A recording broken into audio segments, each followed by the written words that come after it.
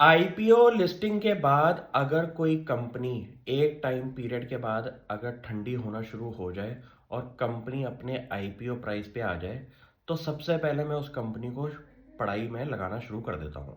क्यों? क्योंकि IPO listing के टाइम पीरियड के अंदर बहुत ज़्यादा फैनफेयर होती है कंपनी को लेके, जहाँ पे लोग बहुत बड़ी बड़ी जंप लेते हैं स्टॉक प्राइस की टिप्पणी के अंदर। वहाँ पे कंपनी 1 6 महीने साल के बाद जब ठंडी पड़ना शुरू हो जाती है, तो स्टॉक प्राइस अगर आपके एग्जैक्ट आईपीओ प्राइस पे आ जाए, तो वहाँ पे एक बहुत बड़ा टर्निंग पॉइंट होता है, क्योंकि वो एक इन्वेस्टमेंट बैंकर्स की वैल्यूएशन का नंबर होता है जब कंपनियों की आईपीओ लिस्टिंग हुई है। इसी थीम पे मैंने एक कंपनी आइडेंटिफाई करी है, गंधार ऑयल रिफाइनरी। कंपनी के पास अराउंड 25-26% का मार्केट शेयर है वाइट ऑयल इंडस्ट्री के अंदर, जो कि हमारी हेल्थ केयर और कंज्यूमर फेसिंग बिजनेसेस के अंदर यूज होता है एक केमिकल। इस केमिकल की अगर मैं एक एग्जांपल बताऊं, तो पेट्रोलियम जेली जैसी चीज़ें या फिर आपका वैसलीन हो गया, वहाँ पे ये केमिकल की रिक्वायरमेंट पड़ती है। कंपनी का एबिटा मार्जिन इस क्वार्टर के अंदर अराउंड 7.72% का आया है। कंपनी का पैट मार्जिन अराउंड 4.8% का है।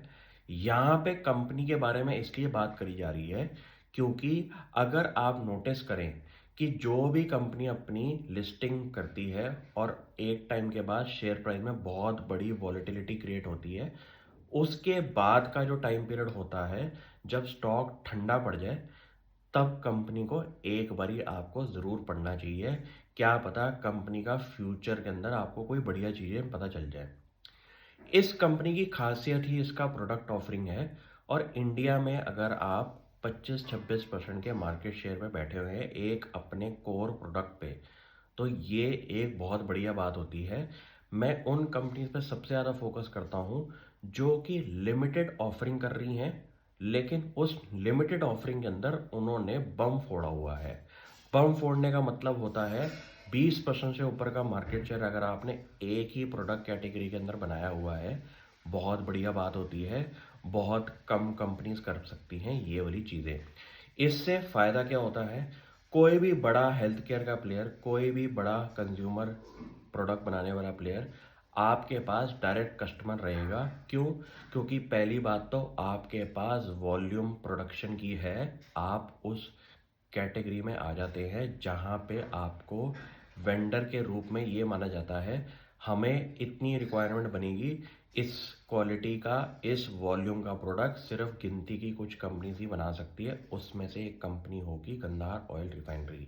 ये स्ट्रैटेजी पे काम करिए, क्योंकि आने वाला फ्यूचर हेल्थ केयर इंडस्ट्रीज का जो ग्रो हो रहा है, वहाँ पे इनडायरेक्ट कंपनीज को भी आपको आइडेंटिफाई पे लगाना पड़ेगा। टाइम पीरियड बहुत बढ़िया होता है जब स्टॉक ठंडा पड़ जाए, वहीं पे पढ़ाई शुरू होती है। नहीं तो वॉलेटिलिटी के चक्कर में प्राइस डिस्कवरी बड़ी मुश्किल हो जाती है। Thank you.